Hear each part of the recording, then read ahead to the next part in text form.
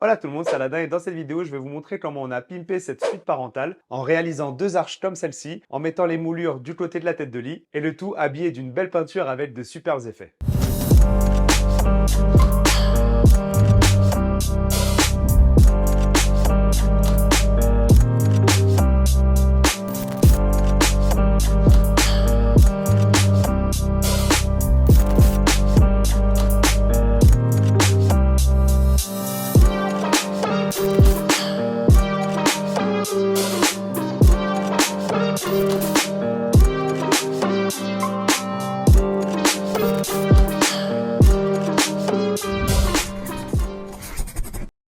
Alors ici, dans notre suite parentale, on l'a simplement peint en blanc à la réception de la maison. Comme ça, on pouvait vite déjà dormir et mettre nos affaires dedans. Ici, on a le dressing, la partie de madame ici. Ensuite, ici, on a la salle de bain. Je vous avais montré comment j'avais fait ce meuble vaste ici avec un plateau en frêne massif. On a la salle de bain tout en travertin.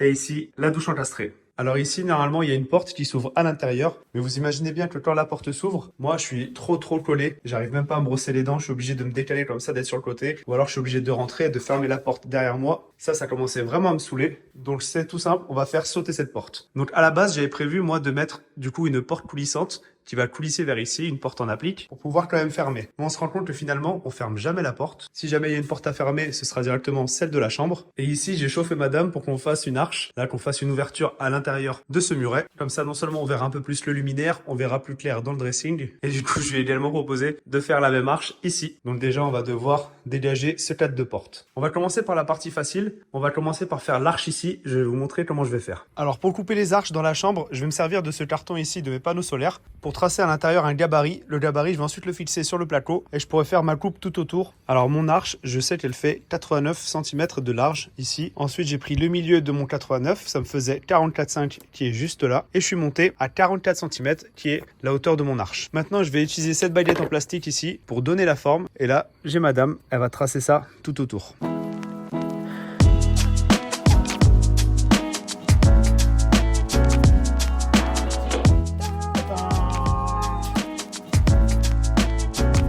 Ça y est, c'est découpé, on la présente. Il n'y a plus qu'à la visser, je pense. Je vais mettre quelques vis.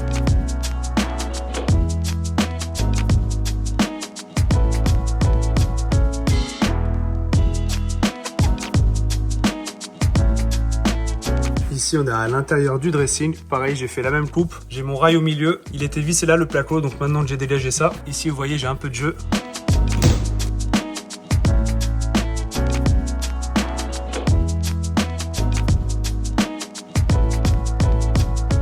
Ça y est, l'arche est enfin ouverte. Du coup, je vous ai pas montré, mais j'ai tout simplement pris la meuleuse pour faire les coupes ici. Hop, parfaite. Et de ce côté-là, pareil, meuleuse. Je trouve que ça s'est vraiment bien passé. On va voir maintenant si ça va se passer de la même manière pour ça. Déjà, il va falloir que j'enlève le bâti de porte ici. Bon, je ne sais pas si j'ai utilisé la meilleure technique pour enlever ce bâti de porte, mais bon, il était en métal. J'ai pas du tout trouvé les vis. Beaucoup de personnes sur Instagram m'ont dit essaye de trouver les vis pour les faire sauter. Je sais pas du tout comment est-ce qu'on aurait pu faire pour trouver ces fameuses vis. Donc la meilleure méthode que j'ai trouvée, moi, c'est d'abord de passer avec la meuleuse 125 mm et ensuite je passais à la grosse meuleuse 230 mm. Je vous raconte pas toute la poussière, il y en avait absolument partout. Heureusement, on avait bien bâché le dressing, donc on a évité d'avoir trop de poussière sur les fringues. Mais c'est passé sous la porte, c'est rentré partout dans la maison, il y en avait dans le salon, enfin bref, c'était un enfer cette poussière. J'ai cherché partout sur YouTube une vidéo pour voir comment enlever un bâti de porte qui ressemble au mien. J'ai pas trouvé. Dites-moi vous en commentaire comment vous auriez fait. Est-ce que vous auriez fait comme moi tout à la meuleuse ou est-ce qu'il y a une manière moins poussiéreuse de le faire?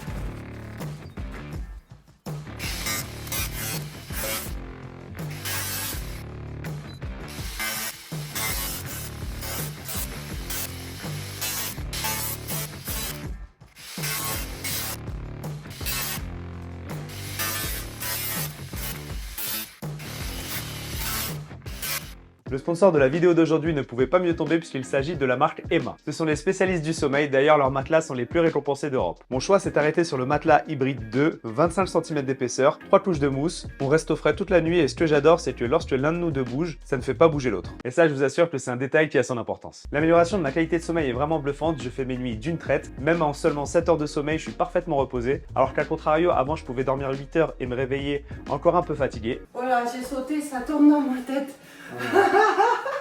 Et si jamais vous n'êtes pas encore prêt à changer de matelas, Emma propose également des accessoires comme des oreillers, des couettes, des surmatelas. En plus du matelas hybride, on s'est pris 2 oreillers nuages. Franchement, c'est un délice de dormir là-dessus. D'ailleurs, j'ai également pris leur surmatelas réversible pour améliorer le lit de mon Chesterfield convertible. Mon père de 70 ans vient de passer 5 nuits dessus pour notre mariage. Il a dormi comme un bébé. Cliquez sur le lien en description pour trouver votre bonheur. D'ailleurs, en ce moment chez Emma, ce sont les soldes d'été. Vous trouverez des réductions jusqu'à moins 50%, plus 10% supplémentaires avec mon code Aladin jusqu'au 23 juillet. La livraison est gratuite, vous avez 100 nuits d'essai. Le retour est également gratuit et le remboursement en cas de non-satisfaction est intégral. Alors offrez-vous de belles nuits fraîches et confortables cet été. Allez maintenant, retour à la vidéo. Bon, du coup, vu qu'on a disqué le rail, forcément, ici la cloison elle est devenue beaucoup plus faible. Donc là, on va installer une fourrure à l'intérieur.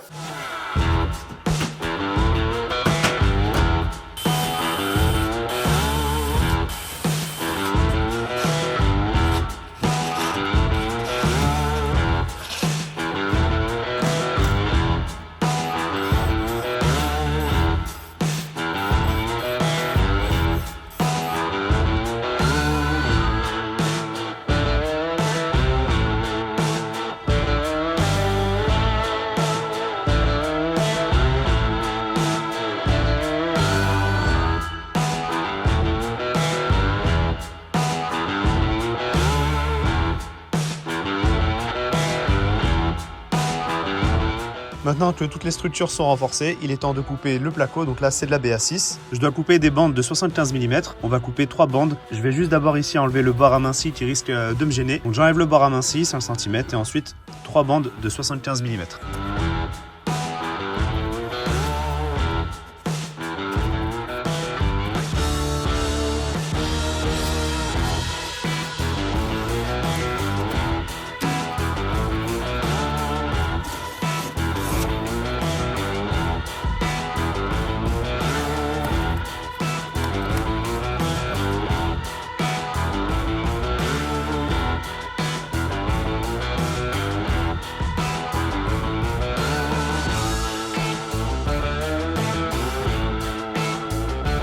Ça y est, c'est entièrement plaqué. Pour adoucir, ici, on a pris de l'enduit de rebouchage déjà tout fait. On va adoucir la pente. Ça, c'est la première passe. Pendant ce temps-là, on est déjà en train d'installer les bandes armées dans les angles. Donc, pendant que madame fait ça, moi, je vais m'attaquer aux moulures ici, sur ce mur-là. Donc, on va faire ça simple. On va simplement faire un quadrillage, je pense. On va voir en combien je vais le diviser. Ça y est, j'ai fait tous mes petits repérages ici au crayon. J'ai fait mes mesures, mes petits calculs. Maintenant, je vais pouvoir poser le laser.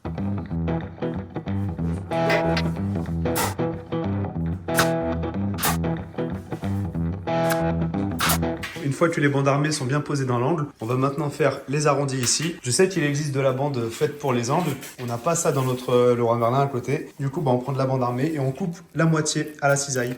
On va jusqu'à la moitié, on entend un petit clic. Et donc tout ça, ça va se retrouver sous l'arche. Et ça va se retrouver sur le mur. Voilà, donc c'est un peu fastidieux. Il y en a 4 à faire comme ça, 2 par arche. Ça se fait. Ça se fait, elle est assise comme ça, elle est posée, voilà. Oui. Pendant que moi, j'avance sur les moulures.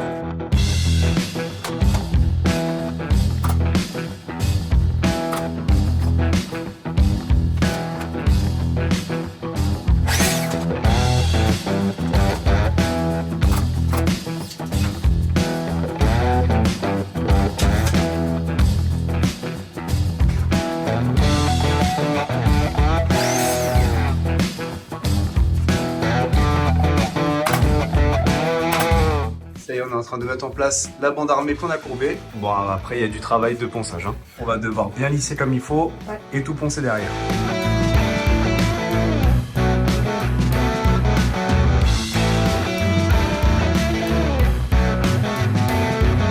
Ça y est, les moulures sont terminées. Il restera forcément à tout jointer avec le petit acrylique. De ce côté-là, madame a déjà fini les bandes des deux côtés. Là, c'était la première passe. Elle s'attaque à la deuxième marche. Ça se passe bien? Oui. Elle gère et ça fait trop plaisir de se dire que au moins j'ai l'esprit tranquille, j'ai pu faire mes moulures tranquillement, mes mesures, mon laser. Pendant ce temps-là, ça avançait sur les arches. À 2, on avance. Tout seul, on va plus vite, mais à 2, on va plus loin. Mais nous, même pas, à 2. Même à 2, on va plus vite. Et évidemment, il faudra faire un petit coup de ponçage avant de faire la deuxième passe.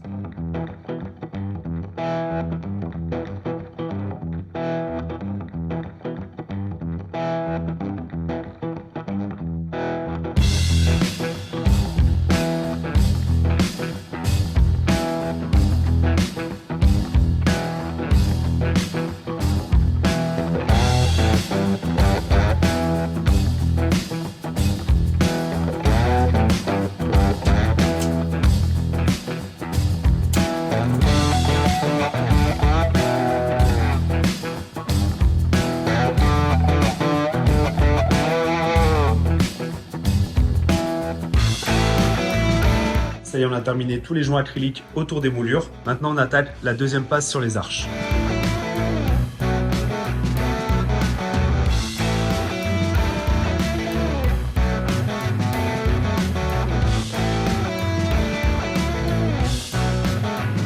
Ça y est, la deuxième passe est entièrement poncée. C'est prêt à peindre. D'ailleurs, madame, elle a commencé. Pour la peinture, on est parti sur ce beige lin mat de chez Ripollin. À l'intérieur, on a mélangé du bicarbonate de soude, une technique qui commence à être assez connue. On va faire d'abord tout le plafond et ensuite les murs. Point positif de cette peinture, c'est que justement, on veut un aspect imparfait, donc ça couvre pas mal de défauts. Point négatif, par contre, c'est que ça doit se faire à la brosse, à la main, donc forcément, il faut tout le temps monter et descendre de l'escabeau. Alors que d'habitude, on se met avec un rouleau et une perche et on fait tout depuis le sol, mais là, c'est pas possible. Ça fait un peu de rééducation pour madame. Oui, faut pas que je tombe. En tout cas, ça fait joli. Ça tue, hein. C'est beau, hein. Elle se débrouille comme une chef. Moi, j'ai pas mis un seul coup de pinceau ici. Pendant ce temps-là, moi, je suis en train d'installer les panneaux solaires. Je vous fais un petit zoom juste sur ce plafond magnifique. J'adore la texture que ça donne. Ça fait super chaud dans la pièce.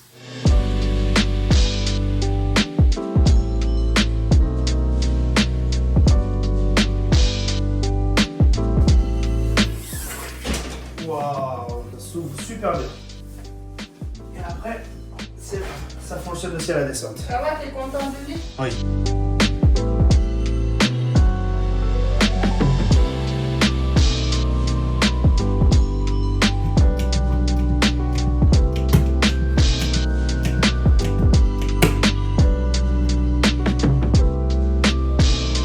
Il est temps maintenant de faire les petites finitions. Je savais très bien que j'allais enlever le cadre de porte, donc j'ai pas encore mis la plainte ici en travertin, donc on va la réaliser tout de suite. Donc quand je me coupe du travertin comme ça, je suis à la meuleuse disque diamant, donc je préfère toujours me mettre dehors sur tréteau et au moins pas de poussière.